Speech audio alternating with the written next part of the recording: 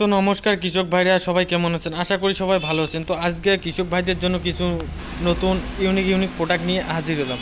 তো কৃষক ভাইরা যে দেখতে পাচ্ছেন আপনারা, এই যে মিলটি দেখতে পাচ্ছেন, এটি হচ্ছে আমাদের mini rice mill 6W300 Indian products Heavytex company. খুবই দাম দর প্রোডাক্ট নিয়ে আজকে আমরা হাজির হলাম।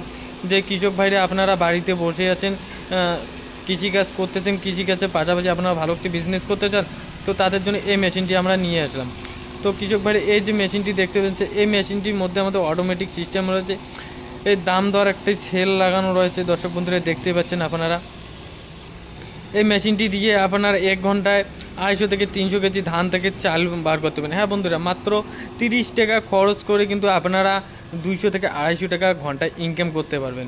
তো যে ভাই বোনরা আপনারা মাসে 30 থেকে 25,000 টাকা ইনকাম করতে চান, তো এই মিনি রাইস মিলটি আপনারা নিয়ে যেতে পারেন। তো এই যে মিনি রাইস মিলটি দেখতে পাচ্ছেন, এটি কিন্তু আমাদের বাড়ির যে 220 ভোল্ট থাকে, এই ভোল্ট দিয়ে আপনারা চালাইতে পারবেন। এটি হচ্ছে আমাদের এই যে হকারগুলো দেখতে পাচ্ছেন, এই হকারগুলোর মধ্যে আপনারা 15 কেজি ধান রাখতে পারবেন। এছাড়া এই যে এটি হচ্ছে আমাদের টুইন রাইস মিল, এটি আমাদের স্টিল চেম্বার লাগানো রয়েছে। স্টিল চেম্বারের মধ্যে আমাদের 2টা ডালা লাগানো রয়েছে। তো দর্শক বন্ধুরা, খুবই হেভি কোয়ালিটির একটি প্রোডাক্ট নিয়ে আমরা হাজির হলাম। এটি হচ্ছে এই যে স্টিল চেম্বারটি দেখতে পাচ্ছেন, এই স্টিল চেম্বারটি দিয়ে আপনারা যে কোনো হলুদ, লঙ্কা, ভুট্টা সমস্ত রকমের গুঁড়া করতে পারবেন। এই মিনি রাইস মিলটি দিয়ে শুধু আপনারা ধান থেকে চাল না, তো দর্শক বন্ধুরা, এই মিনি রাইস মিলটি দিয়ে আপনারা অনেক ধরনের কাজ করতে পারবেন। একদিকে আপনারা ধান থেকে চাল বার করতে, অপরদিকে আপনারা গেও, হলদি, ভুট্টা সমস্ত রকমের গুঁড়া করতে পারবেন।